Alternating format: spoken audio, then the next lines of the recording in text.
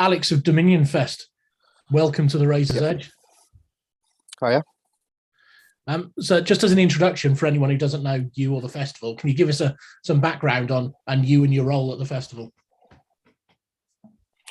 Yeah, so I'm one of the directors at Wanna See Limited, who are probably the largest independent promoters of festivals in the north of England. We've launched Dominion Festivals, new 3-day heavy metal and hard rock festival, St Usher Historic Chapels College, which is a former monastery ground just outside of Durham. So you announced yourselves onto the scene like a few weeks ago. Obviously, you've got background in festivals anyway, but and it's got a massive lineup. Bands like Cradle of Filth, Blind Guardian, Sodom, and so many more.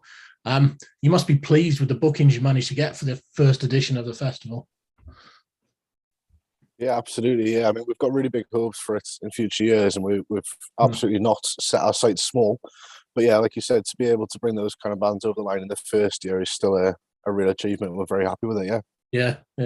So one thing I noticed when you were announced was that the metal community, and it tends to do this sort of thing, is put things down. And there was a lot of internet chatter comparing yourselves to Altfest, which had a similarly ambitious lineup in its first year and then ultimately failed.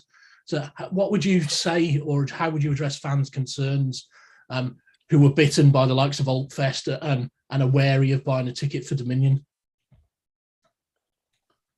Yeah, this was to be expected, and you're right, it has been quite prolific since we announced the festival. I think fundamentally the difference between us and the guys behind Altfest is that we, for 10 years now, we have been promoting a variety of music festivals that have all been good, stable features in the calendar. We've been here for a decade, produced well over 70 music festivals across the UK, never yet cancelled one. So I think the organisational clout that we've got allows us to push these events through where maybe other parties couldn't bring them to fruition. Yeah, and that's fair enough. And I've done some research before this interview, so I knew about the Wanna See in the background, your background organising festivals. So, but a lot of that is away from metal, if you like. So, what's made you branch out into the heavier side of things? Because once you've got that organisational clout, you can do things that pursue your personal preference, and you don't have to be quite as commercially minded anymore. Fair enough. It's the short answer to that question. It's a personal preference of myself and one of the other owners, but it's not a cheap genre to be in. So it's one that you need to have already built that organisational stability to be able to push it through. Yeah, and you say you don't have to be as commercially minded. Is that saying you're not going to make as much money on this festival as, say, some of your other ones? There are different ways to run music festivals. So if I told you that Dominion was a labour of love and that we were going to continue to pile huge amounts of money into it for forever, then that would clearly be a lie, because that's not how businesses work. But one of the ways to develop music festivals is to set your stall out very large, which I think we have done first year, and to accept that there is a level of investment needed to bring that over a 3 to 5 year period to being a stable business in its own right. So we absolutely will not make money in the first year, and we've always been under that impression. That's not a shock to us, which again leads back to the stability point. That's that is the assurance that the event will take place, because those other promoters have launched an event, realised it's not going to make money, and cancelled it. We've launched it knowing that it won't make money. So there's no surprise to be had there.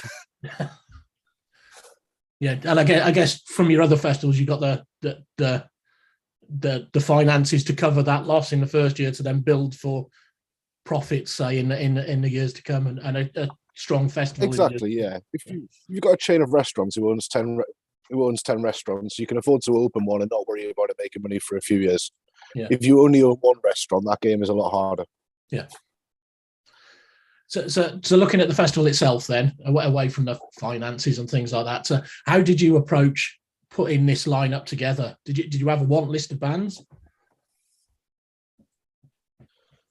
We did, and it didn't quite work like that, because obviously it's 4.5 months to the festival. So this came to the table quite late. This has been a project that we've been looking at for years, but we'll address the elephant in the room here. COVID obviously made that difficult and put things onto a back burner. We didn't want to launch. Well, some of our other events have had to be postponed for a year, 2 years because of outside factors. What we didn't want was for Dominion's first ever year to be postponed. So we had to wait until we were absolutely certain that it could take place. Once all of the restrictions were officially ended, then we thought it was the time to bring it to market. We did get two of our dream bands, which were the announced headliners, Blind Guardian and Cradle of Filth. And then after there, it was drawn from a huge pool. So it wasn't so much that we exclusively went after the bands that are on the lineup. It was that we had quite a wide spectrum of those that we were willing to look at. Fair enough. So I wanted to talk about location as well, because you're putting it on at Durham in Ashwell Historic House, as you mentioned. So was the focus always to have it up in the northeast? Yeah, absolutely. Yeah. The inspiration behind the festival and what it's intended to be in 5 to 7 years' time is Sonosphere, which obviously wasn't in the northeast. But by that, I just mean it's meant to be a very wide-ranging, right from the hundreds of different subgenres all brought together in one go. But location-wise, it was absolutely always meant to be on our doorstep. We're based in Chesley Street. I'm sat in our office now. I'm from Sunderland. Business partners from Durham. It was always going to be here. Yeah, and he mentioned that Sonosphere feel, and I think I've read that on the internet somewhere, and a lot of fans, myself included, always preferred the feel that you got at Sonosphere to things like Download, which is just too commercial for us these days. So you're going for that. I was a regular there. Yeah. It's not aimed to be a straight rip, but what I mean is, like you alluded to there, there's not in the market now. There are lots of great, very specialist events. And then on the upper end of the scale, obviously we've got Download and we've got Bloodstock.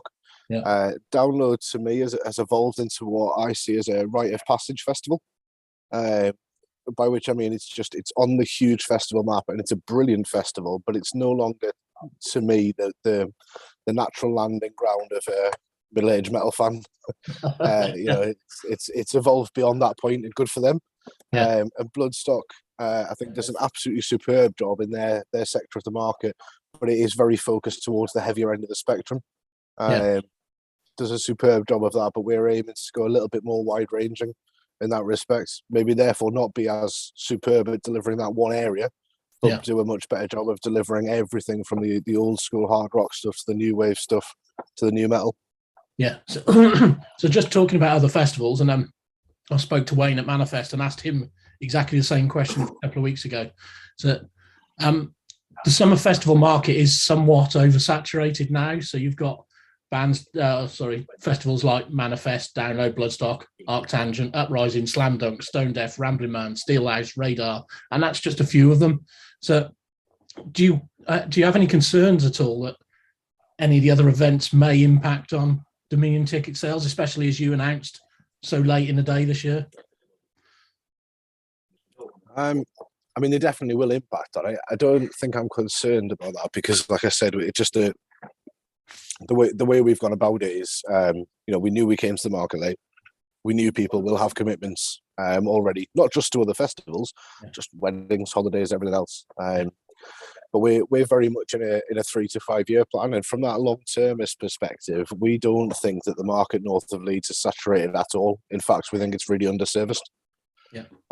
North of Leeds, right the way up to the top of Scotland, there are no full weekend, large-scale outdoor open air metal festivals, and that's where we hopefully will firmly put down our mark over the next few years. So, and are you aiming for that as a clientele? The majority of your clientele base is more local than the rest of the UK? I think inevitably over the first few years we will attract people from the northeast up into Scotland across the northwest.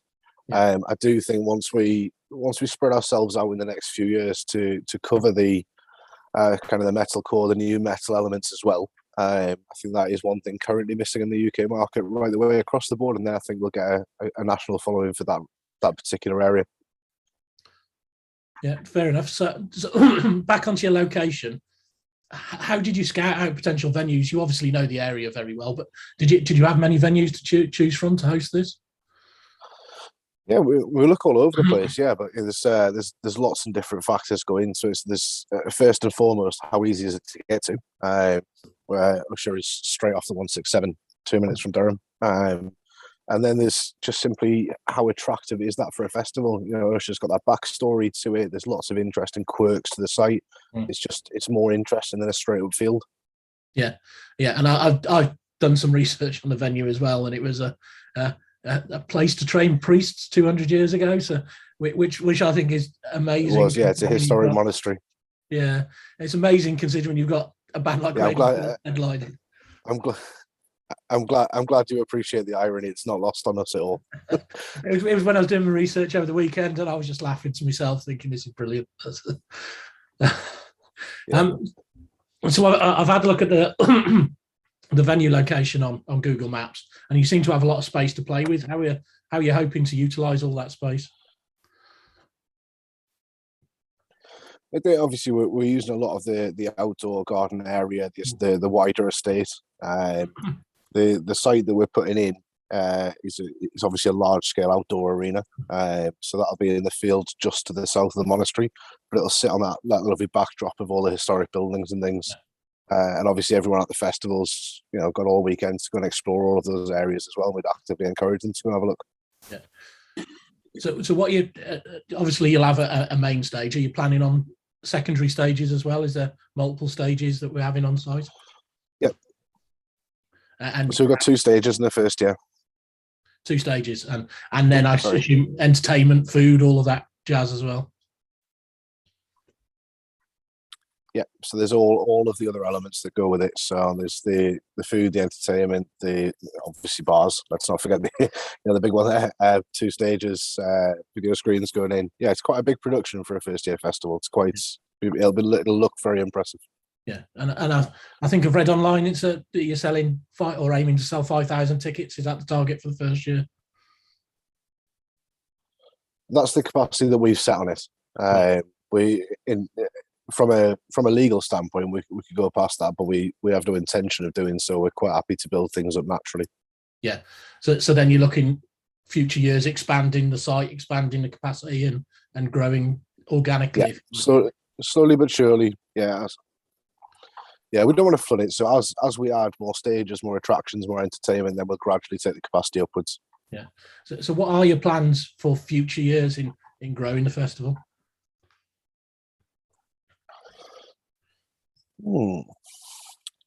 We're more focused on the bands that we want to bring in future years than we are everything else that goes with that. But we certainly would like it to become a lot more immersive.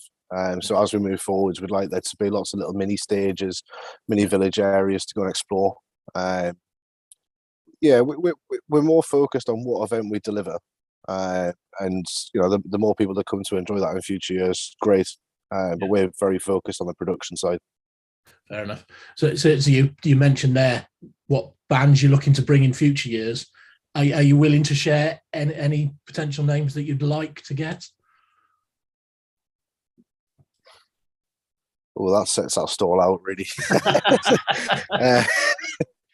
Yeah, I mean, we'll obviously look at the big historic bands still on the block. No doubt we'll be looking at Anthrax and Megadeth. Yeah. Next couple of years, but I'd love to reach out into some of the newer stuff as well. Yeah. You know, Disturbed, Avenged Sevenfold, Limp Bizkit, they're all very firmly on the radar for the next few years. Yeah, and if you pull that off, you'll be growing into a massive festival in 5 years' time. Yeah, I think that's the intention, but the way that we're going to go about it is just by delivering what we think is needed, and if people come, superb. Brilliant. So we're going to send someone up to cover the festival ourselves. We're looking forward to seeing what you've got in store for us in a couple of months' time. So, Alex, thank you for talking to us today, and hopefully in a couple of months I can have this conversation with you again. We'll catch up after the festival, and we'll see how the dust settles and how you feel year one went. Superb. Yeah, I look forward to seeing you. I'm sure you'll enjoy it.